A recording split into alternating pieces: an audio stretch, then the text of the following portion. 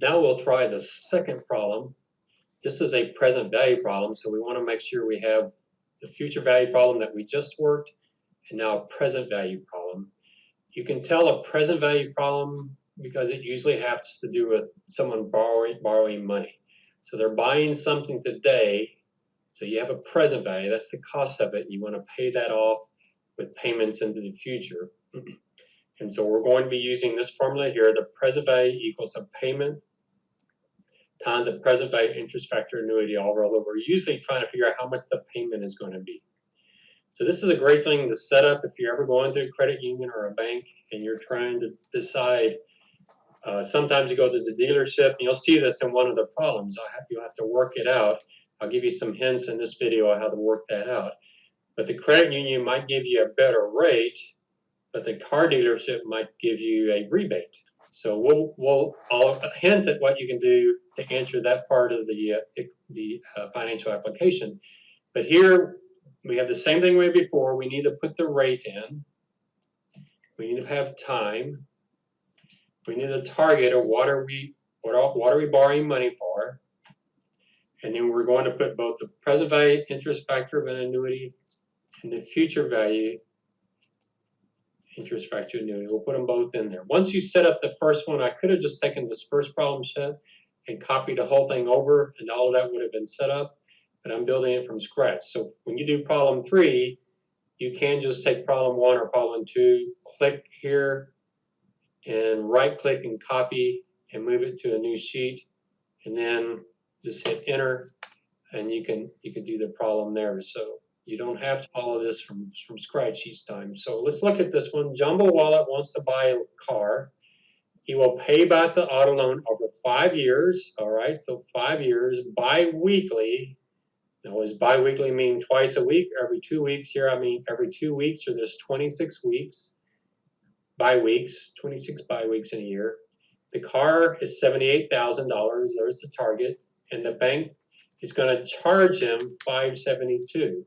So remember, on the rate, you put 5.72%, but he's paying bi-weekly. So however many periods there are a year, 26, you'll divide by that. Remember, on the rate, you divide by the number of payments in a year. Here again, I'm going to click on the percent and give it 2 decimal places. On time, you take the number of years, 5 years, times the number of payments. So what you multiply on the rate, what you multiply on the time, you want to make sure that's what you're dividing by on the rate. They should always be the same number. So what is our target portfolio? Well, he's going to buy a $78,000 car, which to me would be a luxury car. Some of y'all, that might not be all that luxury, but for me, that's a luxury car. So $78,000. And then again, we'll do this formula. It's good practice. You do it exactly like it's in the formula over here on number 5. So 1 minus 1 divided by 2 parentheses. 1 plus, make sure you click on the rate. Don't type it in. Close parentheses, shift 6, which gives you the caret. You want to raise it to 130 bi-weeks. Close parentheses, divided by 0.22. Remember, it should be less than 130, but not radically so. It shouldn't be like 7 or 8. It could be 110 or something like that, but it won't be radically off. And again, we want to go out 4 decimal places. Same thing with the future value. So we did this before, so it's good practice. Open parentheses, 1 plus the rate. Close parentheses, raised to the time, minus 1, close parentheses, divided by the rate. Here we should get something greater than 130. It shouldn't be like 17,000, but it could be like 150 or something along those lines. And so give it 4 decimal places. So now we have everything we need. Now remember, on problem set 1, we had time, beginning value, investment, interest earned, ending value. We're going to use essentially the same titles almost. Be slightly different. The first column is the same. The second column is the same. The third column, instead of, well, keeping the same order, you can switch these 2 columns. So the third column is not your investment, it's your payment. The fourth column is interest, not interest earned, but interest expense. So on a loan, you make a payment and you have interest expense. On a future value problem, you have an investment, you have interest earned. And then the last column is the same, ending value. Oops. So again, fancy it up, whatever kind of background you want to have. I'll go wild this time.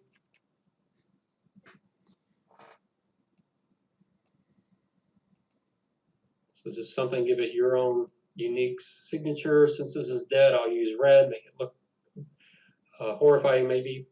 And we start with time at time 1. Our beginning balance, remember when we were doing a future value problem, our beginning balance is 0. Here we're doing a present value problem, so our beginning balance is we'll actually do equal and go up and find that target. How much are we borrowing? Here we're going to borrow $78,000. I'm going to give it 2 decimal places. And we're going to try to get that balance down to 0. What's our payment going to be? So here, remember the payment equals the present value, the $78,000 divided by the factor. So this formula over here to the right. So we're going to do equal the target amount divided by the present value interest factor. We'll put that in there. We'll put it as dollars and cents. Our interest expense is exactly what we did before. Remember on the future value problem, we took the beginning balance and multiplied by the rate. We got 0 because our beginning balance was 0. But here we will not get 0. So we do equal our beginning balance times, and you go up to the rate, and you want to lock that in. Now, if you have a Microsoft Windows product, you can hit your function 4 key, and that will lock it in. If you don't, if you have an Apple, I think it's command function 4. I'm not exactly sure. But if you can't figure it out, you can just go in, just click on the formula and you can go in. So you click on the formula, you can go over and actually put the dollar signs in the formula. We need the dollar signs because as we copy this down, we always want to refer to the beginning balance for that period, but we always want to multiply it by 0.22. Then our ending balance, remember on the future value, we added the 3 across. We don't do that here. So watch what we see to see if this makes sense. We're going to take our beginning balance, subtract our payment, but add the interest. So our payment will reduce how much we owe the bank, but we add back to that the interest the bank gets there. So let me put these formulas over to the side. So the payment formula,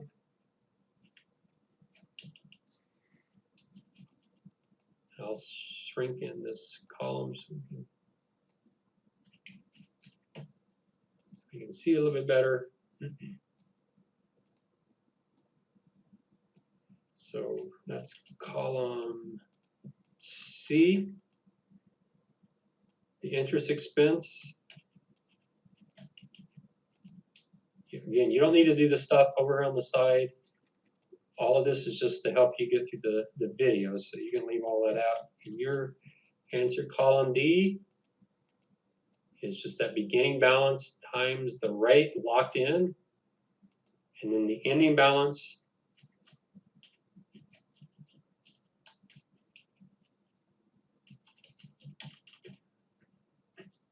is you add the beginning balance minus the payment plus the interest. All right, and then over here we'll just do equal A11 plus 1, just like we did on the previous one. You want to now bring this down for 130 rows. So if row 11 is row 1, we probably need to go down to row 140. So let's go down to row, oops, 1 or 2 far. I usually don't do it like this, but it's fine. We can do it like that. So that gives us 130. So that worked. Remember, you can do control and the up arrow to get back up to the top. Remember, control down, control up gets you around the spreadsheet. What is our beginning balance? Our beginning balance is the previous ending balance. Our payment, we just reference that payment. You just do equal C11. Interest expense, you can actually drag that down. There's no reason to change that. And then if you highlight these, don't highlight column A, but if you highlight B, C, D, and E, you see that little green square in the corner. You just double click on that. What Microsoft will do is we'll copy down as long as there's something in column A. Once there's nothing in column A, we'll stop. So if you come over to E, hit your control button and leave it down, and hit your down arrow, you'll notice that the ending balance is 0. You notice it has parentheses there. It doesn't go exactly to 0. There's a little bit of a rounding problem, but it gets pretty close. So at the very, very end, we have no amount left. All right, so that's the answer to this one. If you got all that to work, you got the answer. Now you have another problem which is going to ask, what if the dealership gives you $1,000 benefit? So maybe you set this up for the credit union, and the credit union charges $572, but maybe the dealership charges $640, but they're going to take $2,000 off. So how would you calculate that? Well, the key is the payment. The payment is what you pay. So if you just do the sum, do equals sum, S-U-M, open parentheses, and go down here, and I'm going to show you a little trick here.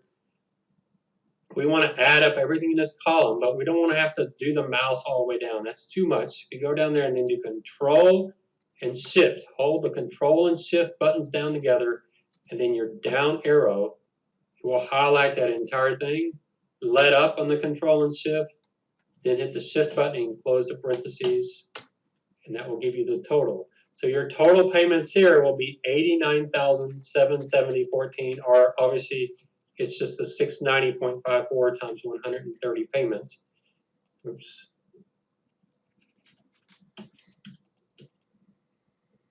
So all you have to do is say, okay, well, if that's what we have with the credit unions, so $89,770.14, what if the dealership charges 6.4%, but they take $2,000 off of this? You can see with them, your total payments is only $88,900. So you'd be better off with the dealership, even though their interest rate is higher, because some of their payments is $88,900. With the credit union, I just typed that number in, you'd be paying $89,770. So when you get to that problem, that's all you do. Some students say, well, we just add up all the interest payments, but that's not it. The interest payments don't capture it because your interest payments doesn't include the fact that you're paying $6 in principal. So you need to include both the principal and the interest, and that's what the payments do. The payments are actually covering both principal and interest. So when you get to that problem, that's the approach to do it. So you now have 2 problems done. If you look at the finance applications, you'll see there's a few other problems. They ask you a few tricky questions, but if the critical thinking's there, you're understanding what we're doing here, you should be able to logic through those. You have to do your own work. However, I don't mind you asking a peer how they handle the problem as long as you do your own work. And again, give me some unique coloration and style and something so you have your own styles. So I know you did your own work. So that's it for that example. Hopefully these get easier and easier each one you do. And I think you can see from a personal standpoint, this is really powerful stuff.